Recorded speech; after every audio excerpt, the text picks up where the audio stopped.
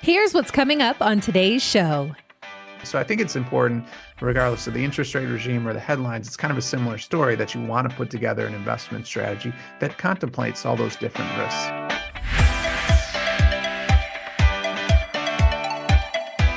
This is the Retire Happy podcast with John Amarino, a fiduciary financial advisor at Securus Financial in the San Diego area, and Thomas O'Connell, president of International Financial Advisory Group, Inc.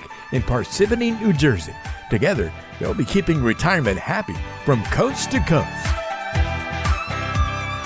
Welcome back to another episode of the Retire Happy podcast. I'm your host on the West Coast, John Amarino, and I am joined by my esteemed co-host and great friend, Tom O'Connell on the East Coast. Tommy, how you doing, buddy? Happy New Year. Happy New Year. It's been a few weeks since we've last chatted, and I hope you and your family had a great holiday, and all our listeners as well.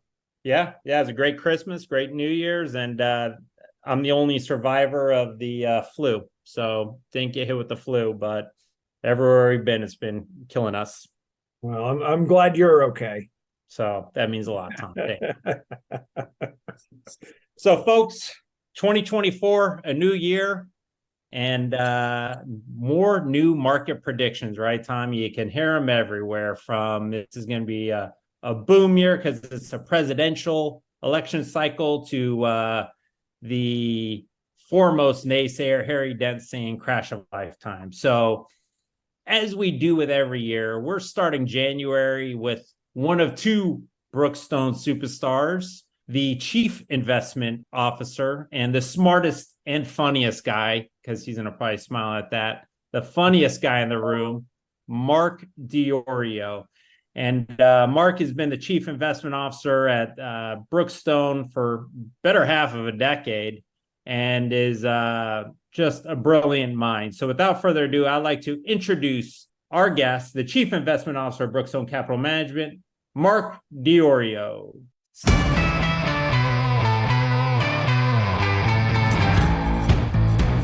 And introducing the Chief Investment Officer of Brookstone Capital Management, Mark DiOrio. Well, thanks, guys. That's quite an introduction, and I appreciate being able to join the hottest podcast in investment management, sweeping the nation. So this is great. I appreciate it. Well, we're glad to have you. Warm and funny. You are the funniest guy in the room, though, Mark. Come on. And who said economists don't have a sense of humor? Come on now. Well, after the last few years, you really have to have one. So, Mark, it's 2024, and as we always do, we bring you out here to give your put your Karnak hat on, the old Johnny Carson, and give your market guru predictions. So, 2024, it's a presidential year. A lot of people are still concerned about recessions. You have the Harry Dents of the world saying a crash of a lifetime. We have interest rates. We have World War III on the brink. All the fear-mongering that's going on. So what say you? I would say that is one of the greatest challenges for investors in 2024, which is very heavy headline-driven, emotional-driven type of marketplace. But I would have to separate those headlines and those emotions from an investment strategy and how the market performs. Oftentimes they are disconnected, and sometimes the market will rally even when you think things aren't as good as they are or could be. Some things are dour. And I think a good reflection of that is at the end of 2022, most of the prognostications and the predictions coming out of Wall Street were very negative. We'd turn the page into 2023 and we'd enter a recession immediately. Our view, and what we talked about last year, was that we thought the recession was pushed out and the market was oversold, which would allow it to basically have kind of this surprise relief rally when a recession doesn't occur. And so we think the recession continues to be pushed out, if you will, and there isn't a recession yet. And so the market has climbed this wall of worry in 2023. And then going back to election years, and you made that comment of what people think, we went back to 1950 and looked at how election years performed relative to regular years. And they underperform the average year, but they are still positive, where you have kind of a flattish first half. And then as you identify who the candidates are, you get a little bit of a nervous movement in the third quarter. But then after the election, there's a relief rally that actually drives the market higher, and then into that first year of the presidential cycle. So I wouldn't overestimate any significant news headline from week to week. There's going to be a lot of them. I don't remember the headline from 3 weeks ago or 9 weeks ago.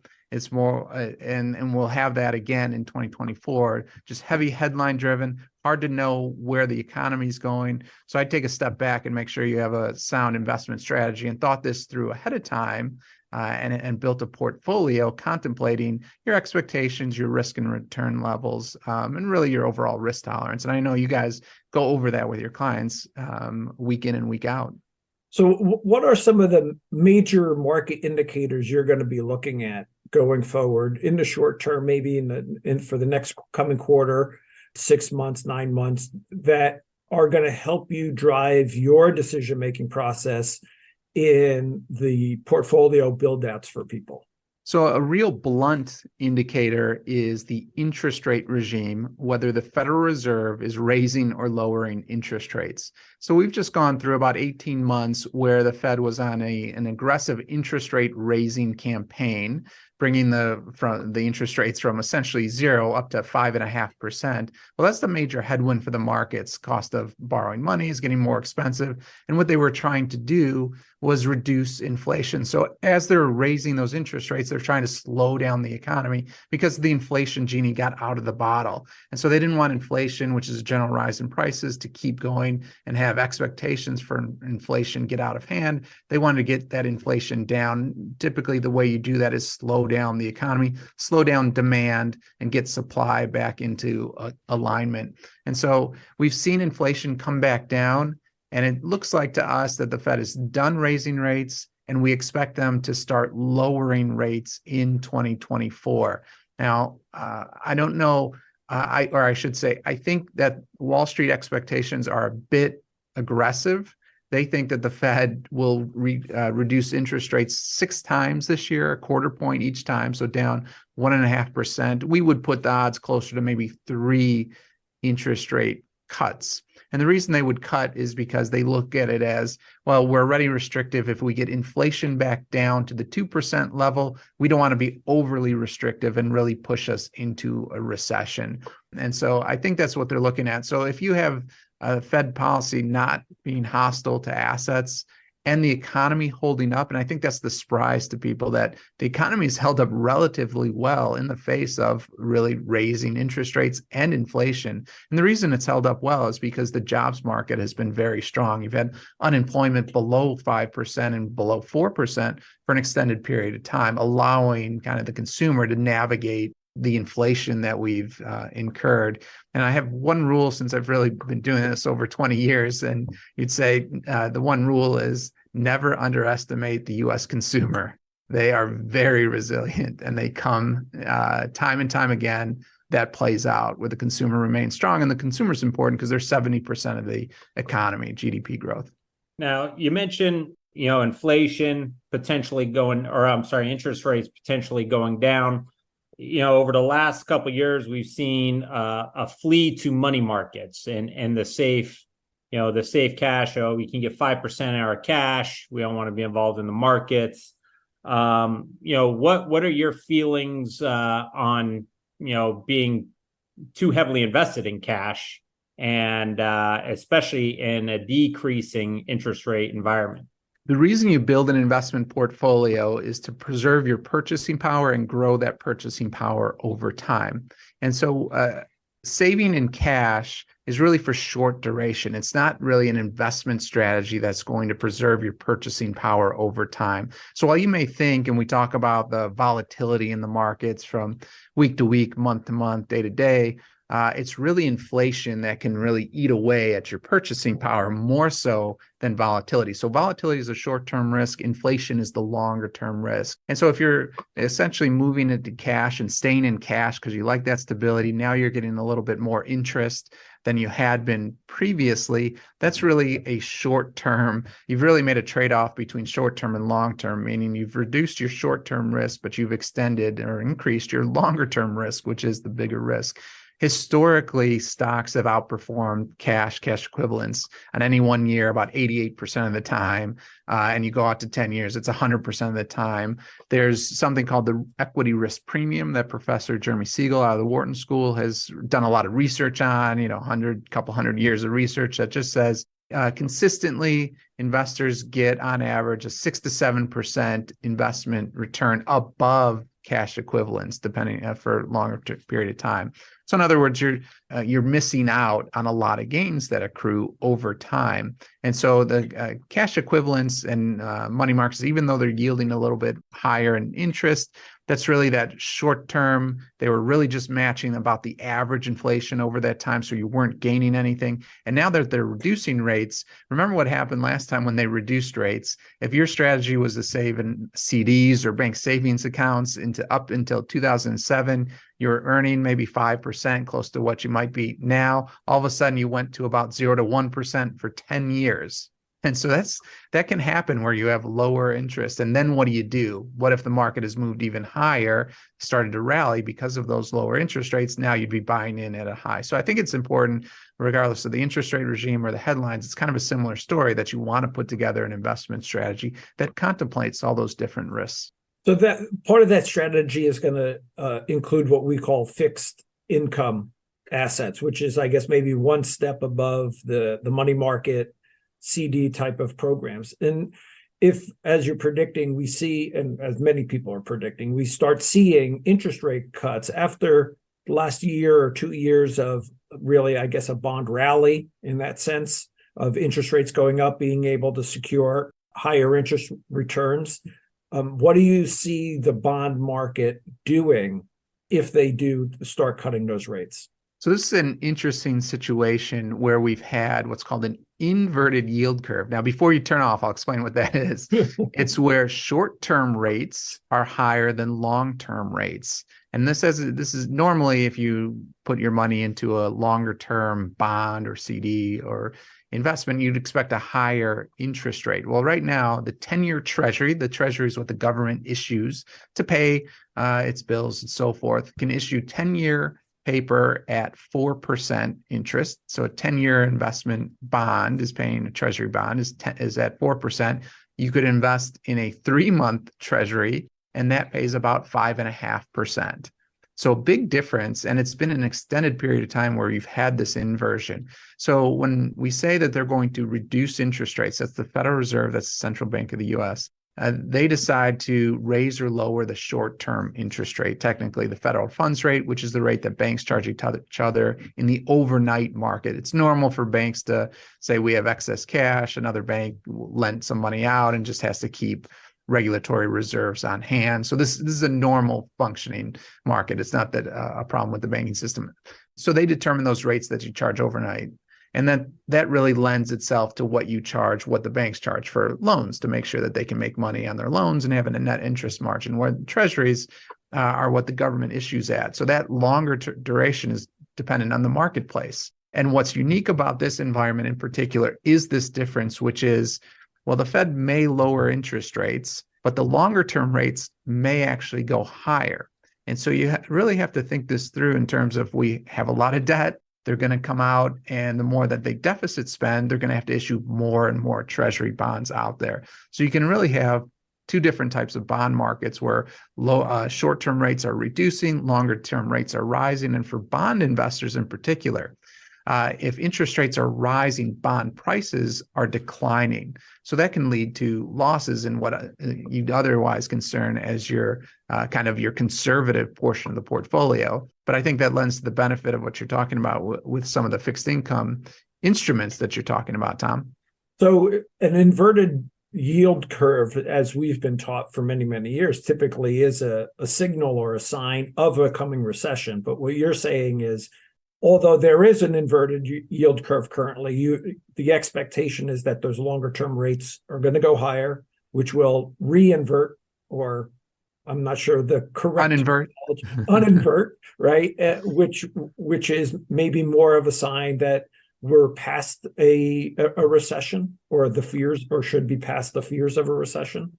Not necessarily. So I wouldn't give this signal as much credence because rates were held artificially low for a long period of time. You had COVID era policies going on, and then they had to raise rates very quickly for the market to kind of keep up. So I think that signal was a little bit less this year. It is historically, you're correct, been almost 100% indicator of recession over the last 9 recessions or whatever, that you have this condition, which is true, which is still a risk out there that we still have this condition and it can lead to recession. That's why we don't take it off the table. We'd say there's probably about a 30% chance of recession at the back half of the year.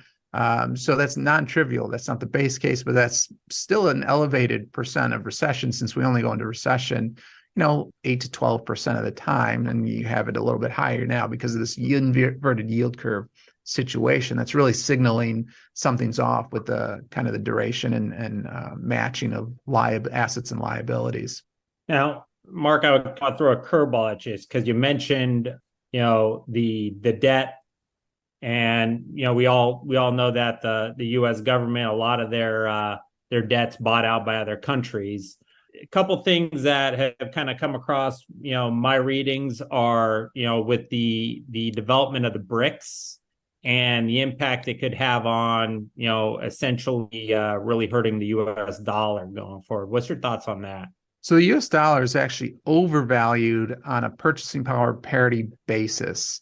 And we'd expect the U.S. dollar to start to decline or depreciate in value. This is another reason why you'd have an investment portfolio, because the value of the dollar is ultimately going to decline. It has been declining. That's what inflation is. How much it declines is on a relative basis to other foreign currencies, but also based on inflation are the cost of goods and services that go up or down, mostly up, of course. So meaning the dollar is going down in value.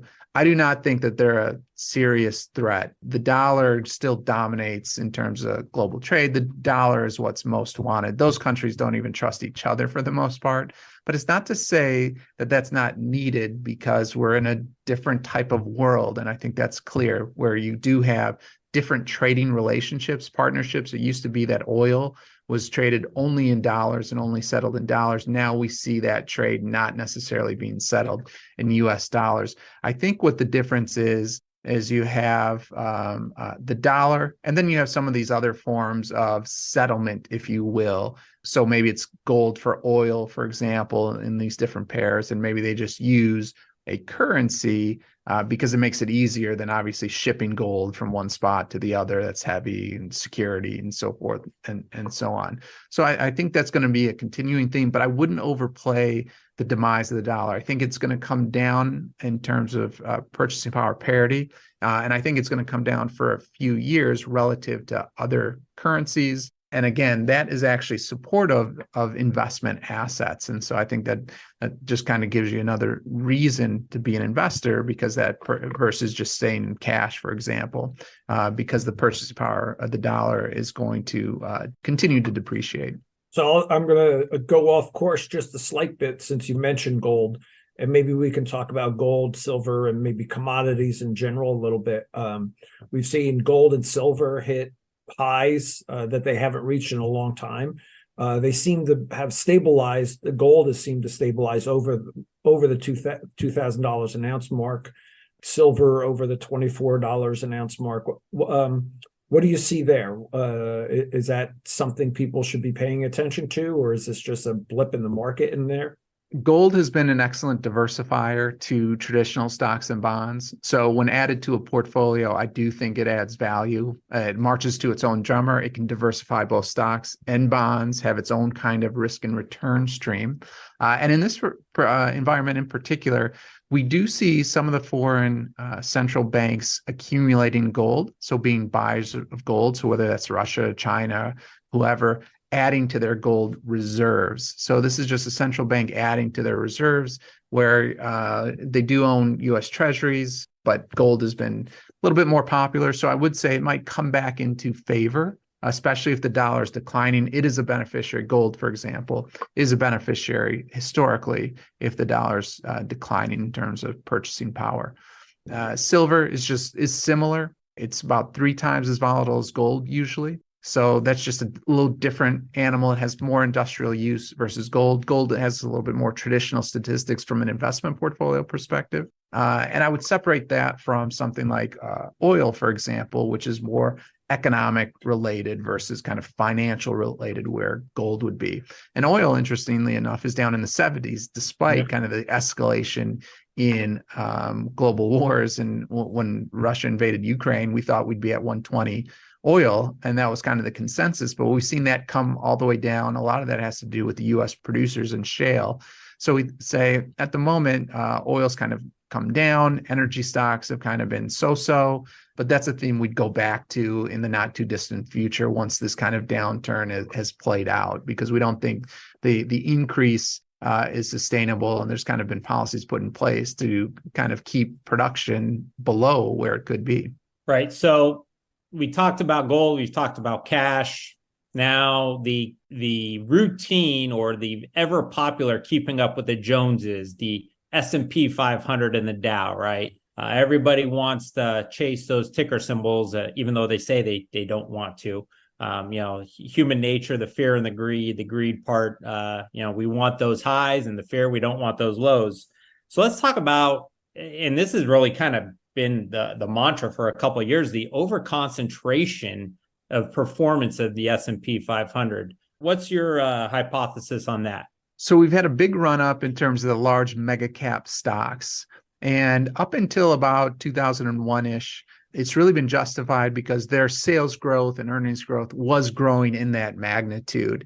In this latest run up, after we had the decline in 2022, then the bounce back in 2023, their sales and revenue growth as a percent of the overall kind of the S&P 500, for example, of those stocks, did not keep up with the movement in the stock prices, meaning the stock prices went up and the sales growth really didn't justify it necessarily. Granted, these are top tier companies and they're going to remain relevant, but that concentration level in the top 10 stocks is now at a level we haven't seen in 50 years, since basically the mid 70s. And after that point in time, you started to see their share decline relative to kind of the stocks that all got left out of the rally of the mega cap stocks. So while those are important stocks, I think you'll find growth in other parts of the market to be much better over time. And so this will be a slow process, but it could, play out over a number of years. And that's what gives us a little bit of positive view of the market, meaning there's a lot of stocks that just haven't participated in the overall rally and are really below, are priced relatively below where they otherwise would be or have traded historically relative to the market, because there has been so much concentration of capital into those large tech stocks. So you would say that maybe across the board for indices, right? There's really just kind of a pocket of a few that are carrying the load for everybody. So whether that's the S&P 500, the NASDAQ, the Russell, any of those indices, really, we're just seeing very few performers and the rest are just riding the coattails. Would that be a fair assessment? Definitely. So I think most of last year, it was really those top 10 stocks were almost 90% of the entire return. So the other stocks really weren't pulling their weight or participating. It was just in those top stocks. And so that can happen from time to time. It just happens to be that we've seen these just grow and grow and grow and really dominate the marketplace. So that's a pretty rare event when that happens.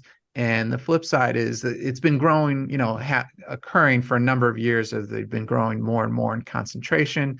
But there is a flip side. I mentioned we haven't seen this level of concentration in the top 10 since the mid 70s. And after that time, you started to see the rally broaden out, and those stocks just didn't have the same pace of growth as other stocks in the market did.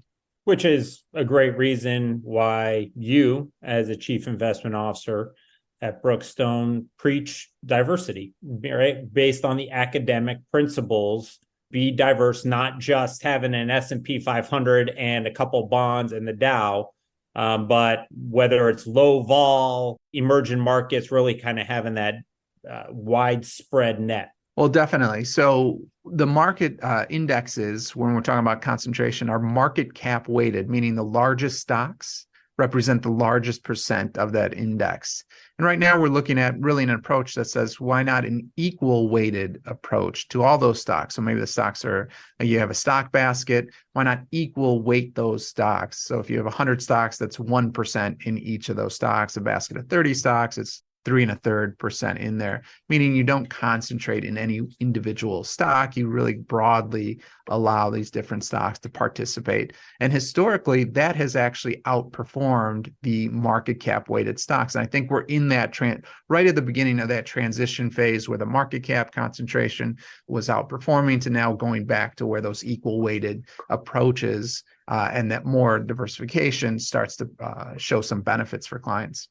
Do you feel that diversification and in combination with interest rates and other considerations, where does that fall, let's say, for the dividend yields from stocks and the income maybe that people are trying to get from those types of investments? Sure. Dividend strategies and dividend stocks are very underappreciated, I like to say, especially for real world investors, right? And not just theoretical or academic research. Dividend stocks pay dividends or cash flow to investors regardless of the environment. In other words, no matter if the stock's going up or down, if they're a good company, they'll pay out the dividends. So you get, as a share owner, you get a share of the profits. And right now, those yields, and just a point on dividends are determined by the board of directors of the company. They're not determined by the market. And so that board of directors determines the dividend payout. Usually they determine for a year, and then the following year, they decide for the best dividend companies whether to raise that dividend in dollar terms to shareholders or not. And some of the best dividend companies have paid for 40, 50 consecutive years, rising dividends to their investors, meaning they make a profit, they make more the next year, they're sharing more in dollar terms.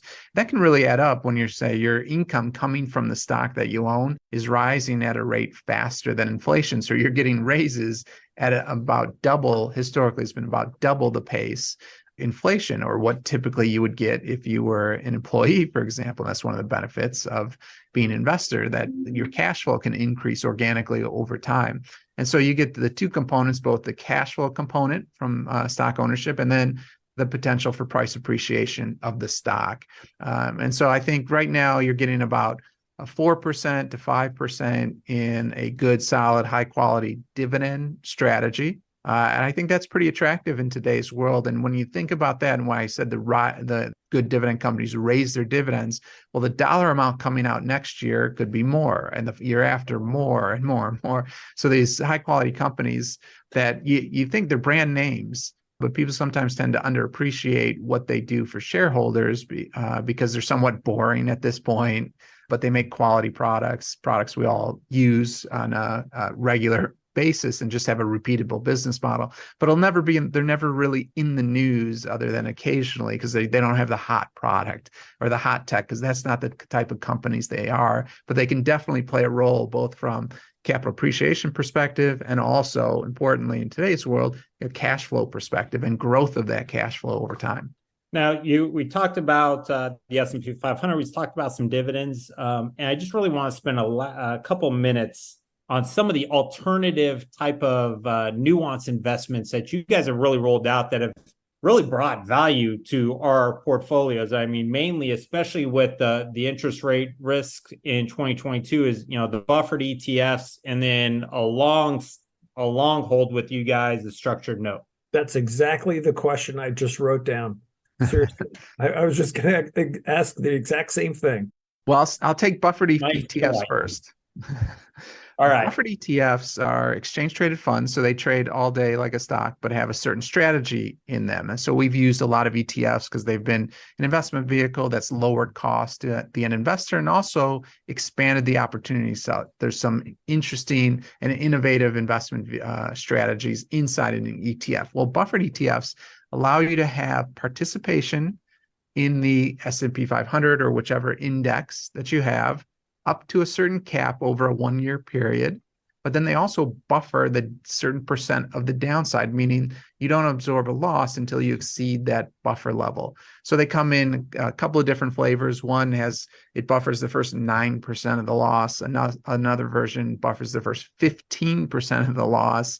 And then another one does a -5 to a -35%, meaning you get the first 5, but then you're really hedged for the next 30%. That provides a pretty good layer of protection, but then also provides upside participation. Right now, we're seeing what we call caps in the 12, 14, 16% range. And you know this going in ahead of time. And us as investment advisors determine, well, is that a good trade-off? Is that reasonable? And to us, that upside cap is very reasonable for the level of downside protection that you get. So what this is doing is actually allowing you to participate in the equity markets at a lower volatility level. So this makes a lot of sense. So we found a lot of fits. And this is a good point where we spent a couple of years monitoring these investment vehicles, making sure they were doing what they proposed that they were going to do, and worked in real time. They were stress tested in 2020 with the COVID pandemic and extreme market conditions, and worked just as we expected. So we were gained a lot of confidence over that time period, and then started to implement them more and more broadly. And then the other component is structured notes. So structured notes are a financial instrument issued by the capital markets desks of some of these large major banks. So a lot of investors really haven't had participation in these or even heard of these necessarily. But we go out and we negotiate with the capital markets desks of the banks. So whether that's JP Morgan, Bank of America, Goldman Sachs, they all have these desks in New York, but they package these investments and then send them out to the financial community. We negotiate a custom note that we call a flash note. It's an income-based note that has consistent terms, and we do this every month. And we go out to each of the different houses and they bid on the terms. So you look at who the issuer is, what the term is. Since it's a note, the term is a 1-year note. What's your payment proposition? So this comes in the form of a coupon. Typically, we've seen coupons in the 8 to 12% range. Some have been higher than that during certain periods, but it's above average coupon is the point. And each month it can differ, but again, you know ahead of time. And then fourth, what's the downside protection levels? What's the trade-off? It's a note. It's not a bond. It's a structured investment vehicle. And what they say is your principal is guaranteed to be repaid at par value up to a 30% decline in any one of 3 indexes. So the S&P, the NASDAQ, and the Russell. So common indexes. In other words, you know your layers of protection. So they're pretty good. That 30% decline is pretty steep. So these are very unique. And what we do is build a strategy around that where you just don't own one note for 1 year. You'd say, well, I have a sleeve of my portfolio, 10, 20%, whatever is the appropriate percent.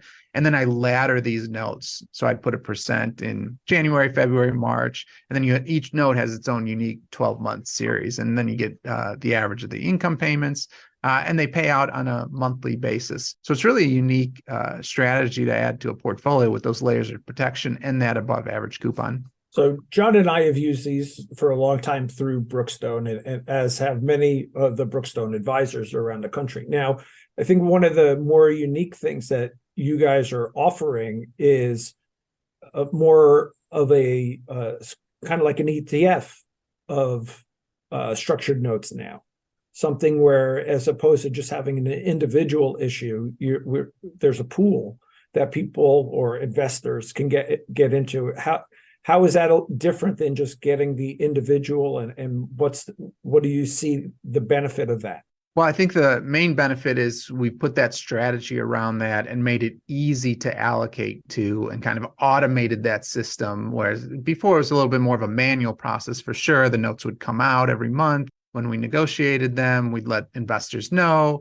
And then by hand, you kind of have to look at, okay, I have the X percent of the portfolio I want to put in this note. Here, we've allowed it to automate that situation where you'd say, okay, I want to ladder over the next 6 months, and here's how we're going to ladder it. And then when something matures, we'd reinvest that automatically for you and sweep in the cash. And so you have a little bit higher allocation next. So I think it just put it into a real advisor and investment friendly sleeve of the portfolio, if you will.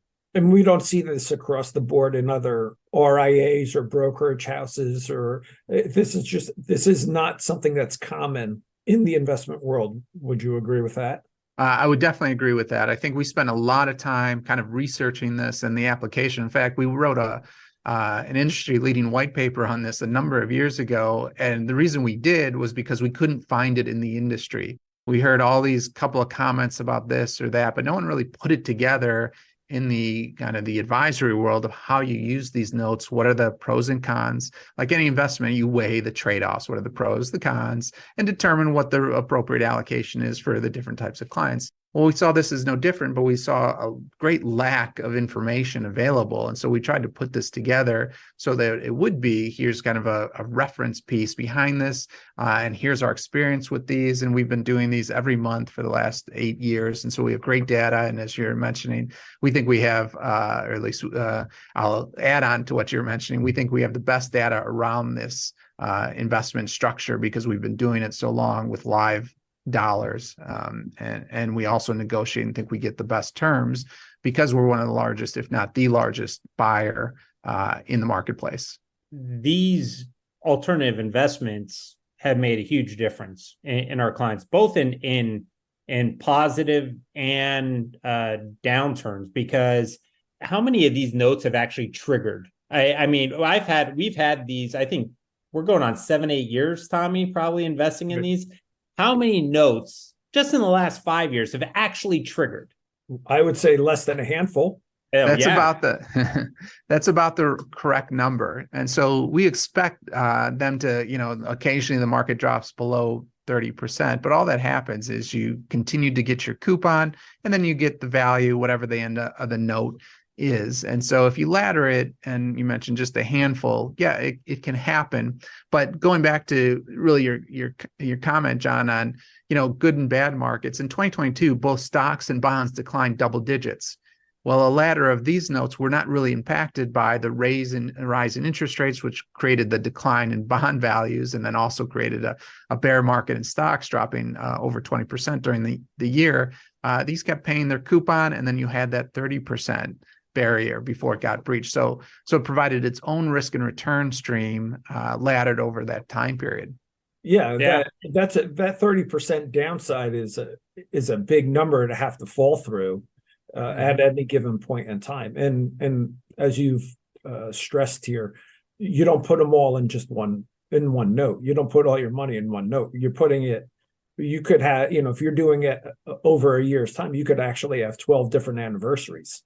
Definitely. So there's a lot of flexibility in how you apply these notes as well during different market environments. And so this is also one of the areas where if we see a lot of volatility in markets, or if the market's declining, you actually get a bigger coupon.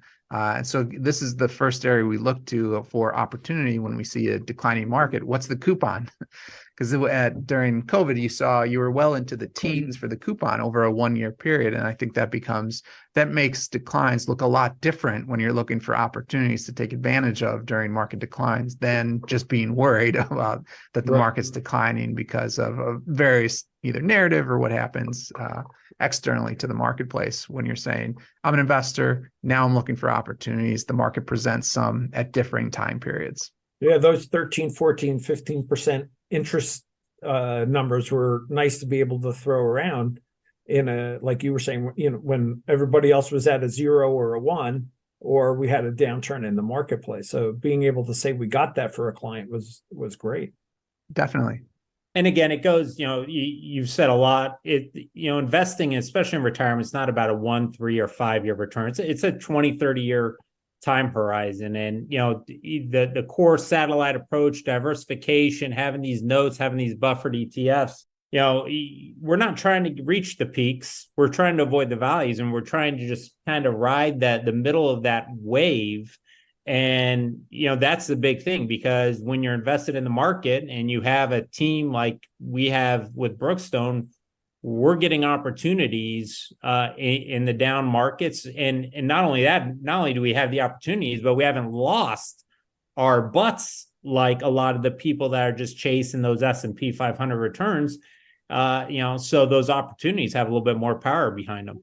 Yeah, you're gonna make more money by limiting your downside than, like you're saying, John, than trying to capture the ultimate highs of the market, because when you're trying to capture that, you're also capturing the worst of the lows too. And so trying to even out that curve, so to speak, in the long term, people are going to end up with more money in their pocket. Yeah. Well, folks, that was the chief investment officer, the smartest and funniest guy in the room, Mark DiOrio. Mark, I know I can speak definitely on Tommy's behalf, as we're lifers of Brookstone Capital Management. There's not a investment firm out there that could pry us away from the company that Dean and Derek and you and Daryl have all been behind. And we thank you for all your thoughtfulness and really the clients, putting the clients first and caring about our clients. So we thank you for all your hard work, and we're definitely appreciative of it. Well, thank you guys. I really appreciate being here, and would love to join you again sometime. Well, you're always welcome here, Mark. You know that. Yeah, I think we're gonna have to start getting you on right at the end of the second quarter. When things always get fun, maybe September, October, when people love the markets. So fair enough. Maybe, and then you can make your presidential predictions. Oh, very good. Well, folks, that was the Chief Investment Officer of Brookstone Capital Management, Mark DiOrio. We thank Mark again for everything. And he's, as I said in the beginning, he's part one of two investment or industry stars that we're starting the year off. So thanks again, Mark. And we will be in touch with everyone here in a couple weeks with our second star. So until then, folks, we want you to just stay warm if you're on the East Coast. If you're on the West Coast, well, we are warm. And enjoy your retirement, folks. Take care. It's easy to get in touch with John and Thomas. If you're more on the West Coast, give John a call at 858-935-6210. That's 858-935-6210, or go online to GoSecurus.com. That's GoSecurus.com. If you're more of an East Coaster, then call Thomas, 973-394-0623. That's 973-394-0623, and online at internationalfinancial.com. That's internationalfinancial.com.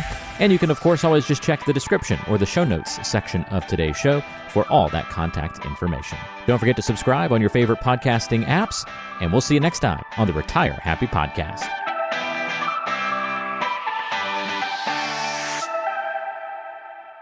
Investment advisory services offered through Brookstone Capital Management, LLC BCM, a registered investment advisor. BCM, Securus Financial, and International Financial Advisory Group are independent of each other. Insurance products and services are not offered through BCM, but are offered and sold through individually licensed and appointed agents. The opinions expressed by John Iamarino, Thomas O'Connell, and guests on this show are their own and are based upon information considered reliable, although it should not be relied upon as such. Any statements or opinions are subject to change without notice. Investments involve risk and, unless otherwise stated, are not guaranteed. Past performance cannot be used as an indicator to determine future results. Any strategies mentioned may not be suitable for everyone. Information expressed does not take into account your specific situation or objectives and is not intended as recommendations appropriate for you. Before acting on any information mentioned, please consult with a qualified tax or investment advisor to determine if it is suitable for your specific situation. This program is designed to provide accurate and authoritative information with regard to the subjects covered. Registered investment advisors and investment advisor representatives act as fiduciaries for all of our investment management clients. We have an obligation to act in the best interests of our clients and to make full disclosure of any conflicts of interest, if any exist. Please refer to our firm brochure, the ADV 2A Item 4, for additional information. Structured notes involve risks not associated with an investment in ordinary debt securities. The securities are not bank deposits and are not insured by the Federal Deposit Insurance Corporation or any other governmental agency, nor are they obligations of or guaranteed by a bank. The securities will not be listed on any securities exchange, and secondary trading may be limited. Therefore, there may be little or no secondary market for the securities. Accordingly, you should be willing to hold your securities to maturity. The securities are subject to the credit risk of the issuing bank, and any actual or anticipated changes to its credit ratings or credit spreads may adversely affect the market value of the securities.